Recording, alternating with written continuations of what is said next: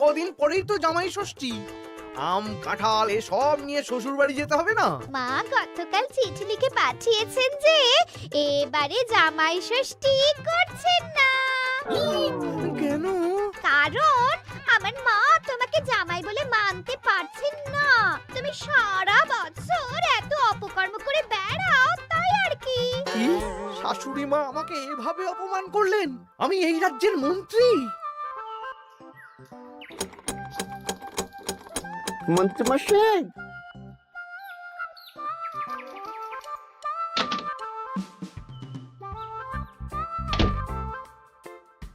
মন্ত্রীমশাই, কানাঘুষে খবর পেলাম গোপাল এবার ওর জামাইকে গলদা চিংড়ি ইলিশ মাছ দুটোই খাবে।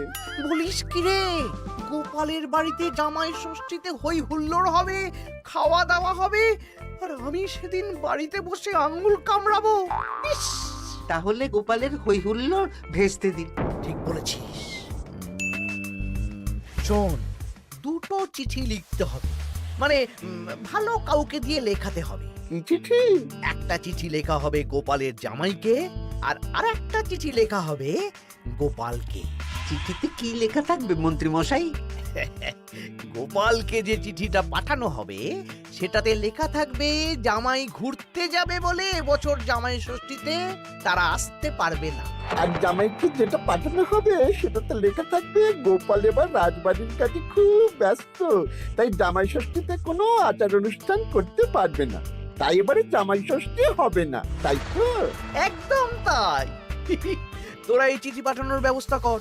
অন্তত নিজের মনে শান্তি না থাকলেও গোপালের অশান্তি দেখলে একটু তো সুখ হবে।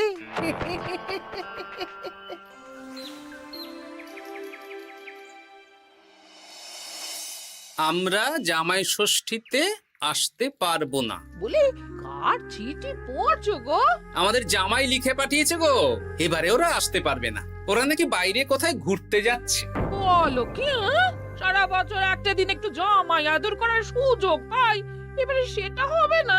আমিও তো তাই ভাবছি গিন্নি, জামাই বাবা জীবন ঘুরতে যাওয়ার আর সময় পেল না। আমার মনটা খুব খারাপ লাগছে গো। আমি কিভাবে জামাই আদর করবো গো?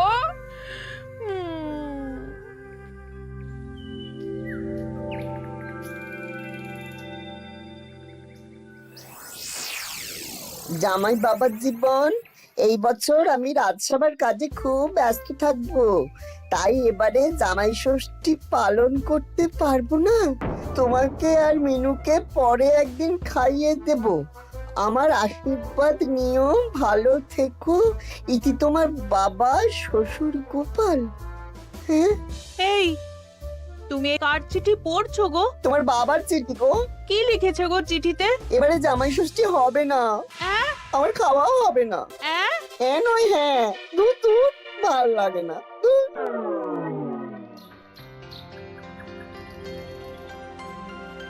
সবার খবর কি বলো? খবর খুব খারাপ মহারাজ। কেন গোপাল? কত আশা করেছিলাম এবার একটু জাঁক জমক করে হই হই করে জামাই ষষ্ঠী পালন করব, কিন্তু সেটা এবারে আর হবে না। কেন গো গোপাল, তোমার কাজে কে আবার বাধা দিল? জামাইকে ডাকো, খাওয়াও, সেদিন রাজসভা ছুটি থাকবে, কোনো চিন্তা নেই। যদি জামাই না আসে তাহলে জামাই ষষ্ঠী কি করে হবে মহারাজ? হ্যাঁ, জামাই ছাড়া জামাই ষষ্ঠী? না না না, তা কি করে হবে? আমি বিয়েই করিনি, তাই আমার এই জামাই ষষ্ঠী সপ্তমী কিছুই নেই। আমার শ্বশুর বাড়ি এত দূরে মহারাজ যে কি বলবো। আমি এবারে যাব না। ওই শ্বশুর বাড়ি যাওয়া আর যুদ্ধ করতে যাওয়া আমার কাছে একই ব্যাপার। ও, তা মন্ত্রী, তোমার কি খবর? আমি এখনো কিচ্ছু ভাবিনি। জামাই ষষ্ঠী এখন কদিন দেরি আছে তো, তাই আর কি। বেশ বেশ, ঠিক আছে। আমারও ছুটি চাই মহারাজ। বেশ বেশ, শুধু তোমার কেন, জামাই ষষ্ঠী উপলক্ষে রাজসভার সবার জামাই ষষ্ঠীর আগের দিন থেকে জামাই ষষ্ঠীর পরের দিন পর্যন্ত ছুটি থাকবে। এ খুশি তো? খুব খুশি।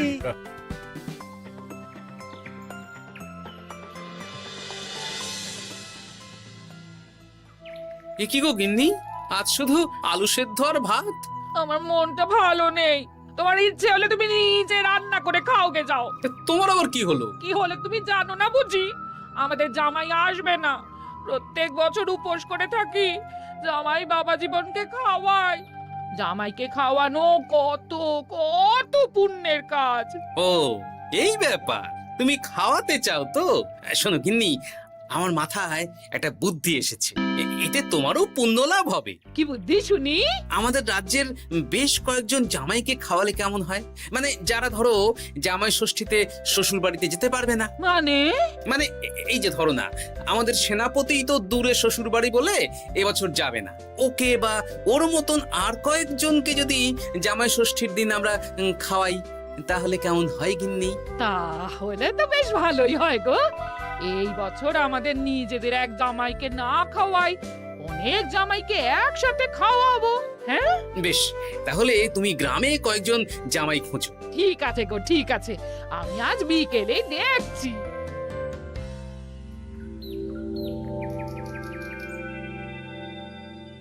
কি গোপাল, আজ তোমায় বেশ খুশি খুশি দেখাচ্ছে। গতকাল দুঃখ ছিল, কিন্তু আজ আনন্দ আছে মহারাজ। কেন গোপাল, আমাদেরকেও বলো, এত আনন্দ কিসের? ময়ূরের পেখম পায়রার পালক, গোপালের মনে কিসের আনন্দ, কিসের পুলক? আমি ভেবেছি এই বছর জামাই ষষ্ঠীতে একটা না, অনেক কটা জামাইকে আমার বাড়িতে খাওয়াবো। এ কি গোপাল, আমরা যতদূর জানি তোমার তো একটাই মেয়ে আর একটাই জামাই, তাহলে অনেক কটা জামাইকে কি করে খাওয়াবে শুনি? এই তো যারা ধরুন কোনো কারণে শ্বশুর বাড়ি যেতে পারবে না, তাদেরকে নিমন্ত্রণ করে খাওয়াবো। আর আমার গিন্নি ভালো মন্দ রান্না করবে। হ্যাঁ সেনাপতি, তুমি তো এবছর শ্বশুর বাড়ি যেতে পারবে না, তাই এক কাজ করো, জামাই ষষ্ঠীর দিন দুপুরবেলা আমার বাড়িতে তোমার গিন্নিকে নিয়ে চলে এসো। দুপুরবেলা তোমাদের দুজনের নিমন্ত্রণ রইল। হ্যাঁ সত্যি? হ্যাঁ গো সেনাপতি, সত্যি। কি মজা! হ্যাঁ, আমার গিন্নিটারও মন খারাপ ছিল, আর কিছু বলবে না। বেটা গোপাল কিছু না কিছু একটা উপায় বের করে ফেলবে। আমার একটাও পরিকল্পনা সফল হয় না। দূর দূর। তা গোপাল, কতজনের আয়োজন করছো তুমি? এখনো হিসেব করিনি মহারাজ, সে যা হবে দেখা যাবে। আমার গিন্নি যেমন রান্না করতে ভালোবাসে, তেমন খাওয়াতেও ভালোবাসে। খাওয়াও খাওয়াও, প্রাণ ভরে খাওয়াও।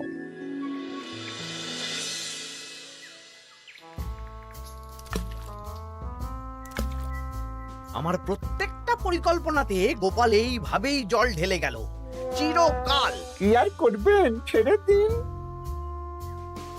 ও আপনার চিরশত্রুই থাকবে। না না না না না, ছাড়া যাবে না। তোরা বুঝতে পারছিস না, এইভাবে গোপাল গণজামাই ভোজন করিয়ে কত মান সম্মান বাড়িয়ে নেবে। হ্যাঁ, আপনার কূটবুদ্ধি আর গোপালের শ্রীবৃদ্ধি হবে। একদম বাজে কথা বলবি না। মাঝে মাঝে বুঝতেই পারি না তোরা কার দলে। একেবারে আপনার দলে। আমাদের উপরে খাপ্পা হবেন না, আমরা গোপালকেই ধাপ্পা দেব। বেশ বেশ, শোন তাহলে, গোপাল যখন এত লোকজনকে খাওয়াবে, তখন নিশ্চয়ই বাজার দোকান ভালোই করবে। হ্যাঁ, তা তো করবেই। গোপাল তো আর নিজের ঘরের ভিতরে চাষ করেন না, সবই বাজার দোকান থেকেই কিনতে হবে। তোরা আজ থেকেই সব দোকানে দোকানে খোঁজ নিতে শুরু করে দে, গোপাল কোথায় কি কি বায়না করছে। আচ্ছা, তারপর ওই মালপত্র বাজার দোকান থেকে আর গোপালের বাড়িতে যেন না পৌঁছয়, সেই ব্যবস্থাটা করতে হবে। মানে বলতে চাইছেন গোপাল বাজার দোকান থেকে বড় কিছু নিয়ে বাড়ি ঢোকার আগেই সেটা ওর হাত থেকে ছিনতাই করতে হবে, তাই তো? একদম তাই। যা, এক্ষুনি সব দোকানে দোকানে খোঁজ নেওয়া শুরু কর। ঠিক আছে মন্ত্রী মশাই।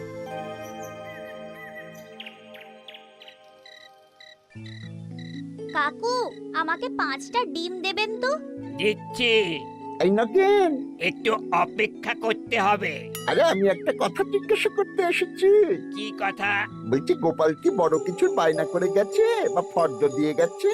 না না, গোপাল তো আজ আসেনি। কেন? না, এমনি। এ কি, বটা কাকা দাদুর খোঁজ খবর নিচ্ছে কেন? ব্যাপারটা দাদুকে জানাতে হবে। এই নে 5টা ডিম।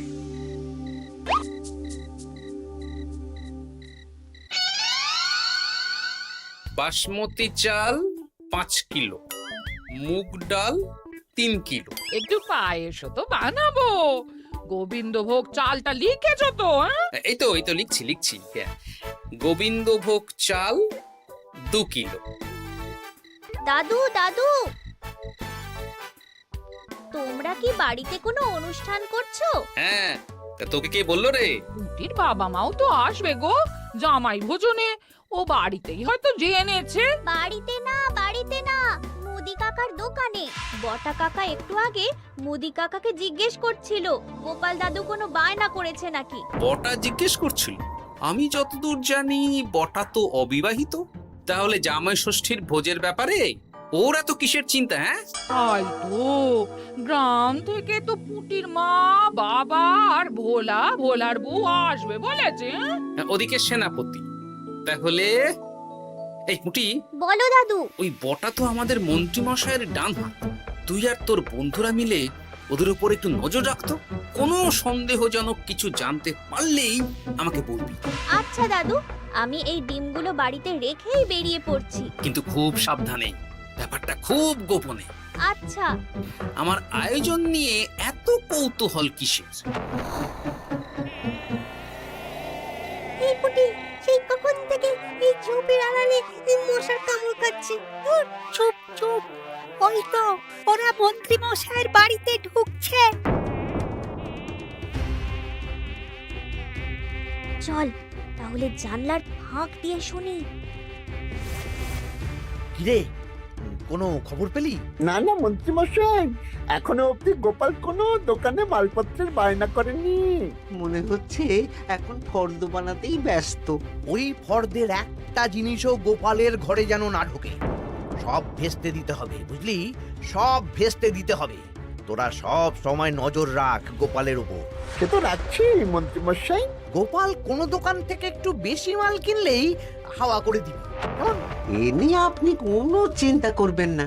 দেখলেন তো গোপাল আর গোপালের জামাইকে এমন চিঠি পাঠালাম, ব্যাটারা দুদিকেই বোকা হয়ে গেল। চিঠি পড়ে গোপাল ভাবছে জামাই আসবে না, আর জামাই ভাবছে আয়োজন হবে না। কেউ বুঝতে পারলো না যে চিঠিটা আপনি পাঠিয়েছেন।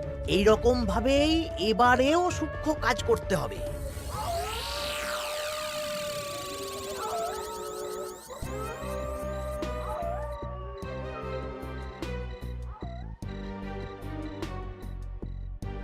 দাদু দাদু, খবর পেয়েছি। কি খবর রে? খবর মানে একেবারে গরম খবর। আরে কি শুনলি সেটা বলবি তো। বটা কাকা আর ঘটা কাকা এখনো অবধি গোপাল কোনো দোকানে মালপত্রের বায়না করেনি। গোপাল কোনো দোকান থেকে একটু বেশি মাল কিনলেই হাওয়া করে দিবি। দেখলেন তো গোপাল আর গোপালের জামাইকে এমন চিঠি পাঠালাম, ব্যাটারা দুদিকেই বোকা হয়ে গেল।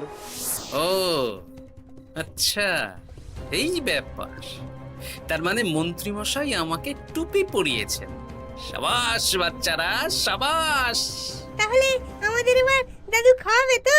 নিশ্চয়ই নিশ্চয়ই। জামাই ষষ্ঠীর দিন তোরা সবাই আমাদের বাড়িতে দুপুরবেলা খাবি। আর কিছু কাজ করতে হবে, বুঝলি? কি কাজ? বলো দাদু, বলো বলো।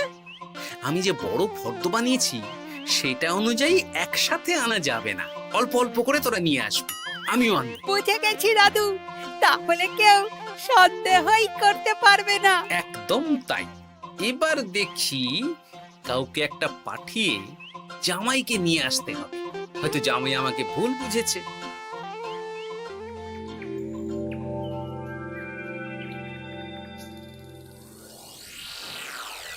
কাকু, আমাকে 500 গ্রাম গোবিন্দভোগ চাল দাও তো। আমাকে 100 গ্রাম হলুদ দেবে। আমাকে 50 জিরে। দিচ্ছি দিচ্ছি।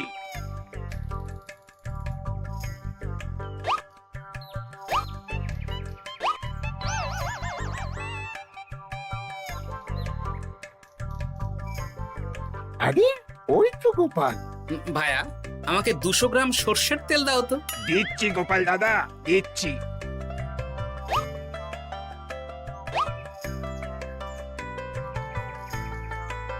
কি কিনলে গোপাল? তেল কিনলাম, সর্ষের তেল। এইটুকু? ওই আমাদের কর্তা গিন্নি দুজনের সংসার, এইটুকু তেলেই দুজনের চলে যাবে। তোর লাগবে? না না, আমি তেল নিয়ে কি করব? তাহলে জিজ্ঞেস করছিস কেন? এমনি।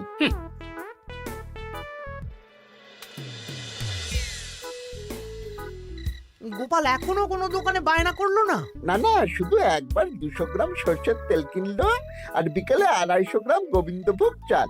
যাব বাবা, এই জামাই ষষ্ঠী তো চলে এলো, তাহলে কেনাকাটা কবে করবি?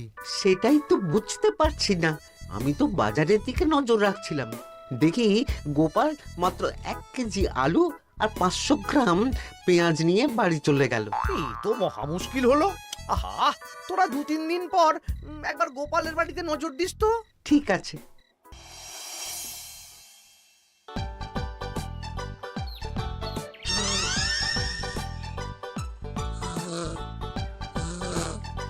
মা ঘুমোচ্ছে, এই সুযোগ।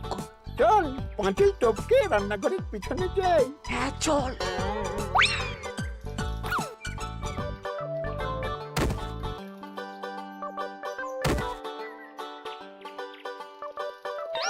ঘটা গোপালের রান্নাঘরে দেখ, এ তো ভরপুর জিনিস, ফল, মুদিখানা, কাঁচা সবজি সব ঝুড়ি ঝুড়ি। তাই তো, চল চল চল। বলিস কি, গোপাল এত জিনিস কি করে আনলো? সেটাই তো বুঝতে পারছি না। এ কি আমার ওপর দিয়ে বেরিয়ে গেল? শোন, মাছ, মাংস আর দই মিষ্টি তো দিনের দিন কিনতেই হবে, ওগুলো যেন গোপালের বাড়িতে না পৌঁছায়। ওটা আমরা দেখে নিচ্ছি। একদম বিড়ালের মতন ওত পেতে বসে থাকবো, সুযোগ পেলেই ছো মারবো। বিড়াল না, বাঘ হতে হবে।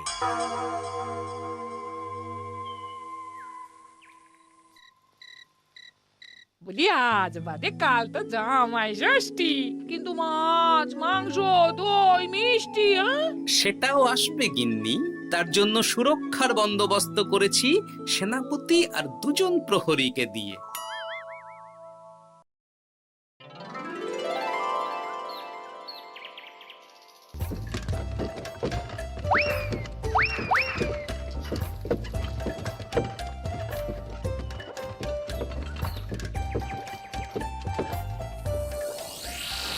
বেটা গোপালকে মাছ, মাংস, দই মিষ্টি নিয়ে এই রাস্তা দিয়েই ফিরতে হবে। বাড়ি পৌঁছাতে পারবে না, তার আগেই হবে আক্রমণ।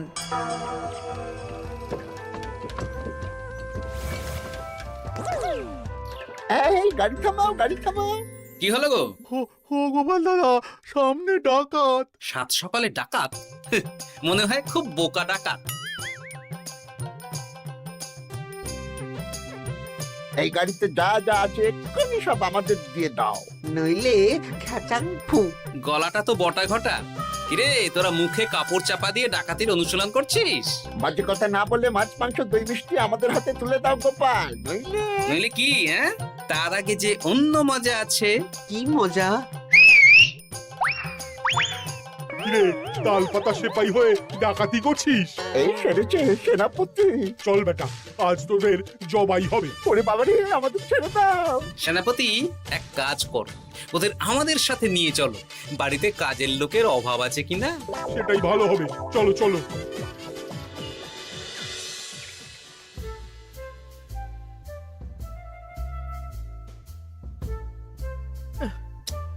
ওহ, কি এত বেলা হয়ে গেল, এখনো বেটারা এলো না। যাই তো একবার গোপালের বাড়িতে ঢু মেরে দেখি। উফ, এ কোথায় যে গেল বটা ঘটা? বাবা, বাবা, খাওয়া দাওয়া কখন শুরু হবে? এই তো জামাই বাবা জীবন, মাংসটা হয়ে গেছে, বটা মাছ ধুতে গেছে, ও এলেই মাছ ভেজে সর্ষে ইলিশ বানানো হবে। উফ, আমার যা তর্স হয়েছে না। এ বাবা, এ তো বিশাল আয়োজন। এ কি ঘটা কাঁঠাল ছাড়াচ্ছে? এই এই ঘটা, তুই এখানে কি করছিস? আরে মন্ত্রী মশাই যে, আসুন আসুন আসুন, দেখুন বিনে পয়সায় একটা আম কাঁঠাল ছাড়ানোর লোক রেখেছি। মানেটা কি? গোপাল দাদা, সব মাছ ধোয়া হয়ে গেছে, এবার আমি কি করব? এ কি বটা মাছ ধুচ্ছে? হ্যাঁ, এবার সর্ষে বাটবে। আপনার সব পরিকল্পনা বানচাল হয়ে গেছে মন্ত্রী মশাই। এই সেরেছে। তার মানে গোপাল সব জেনে গেছে। পালিয়ে যাবেন কোথায়? হ্যাঁ, আমাকে ছেড়ে দাও। বটা ঘটা বলেছে যে আপনি নাকি শ্বশুর বাড়ি থেকে নিমন্ত্রণ পাননি, সেই দুঃখে এই কুকর্ম করতে চেয়েছিলেন। হ্যাঁ গোপাল, হ্যাঁ, এই দুঃখ কাকে বোঝাবো গোপাল? তাই আজ এই খুশির দিনে আপনিও আমার বাড়িতে জামাই ভোজ খাবেন। সত্যি? 100% সত্যি। আজ আর কোনো শত্রুতা না করে আসুন, ভালো করে হাত পা ধুয়ে ঘরে বসুন। সত্যি গোপাল, তোমার মনটা কি বড়। মন না, পেট। এই সেরেছে, মন্ত্রী মশাই আর গোপালের ভাব হয়ে গেল। তাহলে আমরা এবার থেকে কার হয়ে কাজ করব? আমাদের বাড়িতে সকালে বাসন মাজবি আর রাতে ওনার বাড়িতে। হ্যাঁ, জয় গোপাল বাবা শ্বশুরের জয়। শুভ জামাই ষষ্ঠী।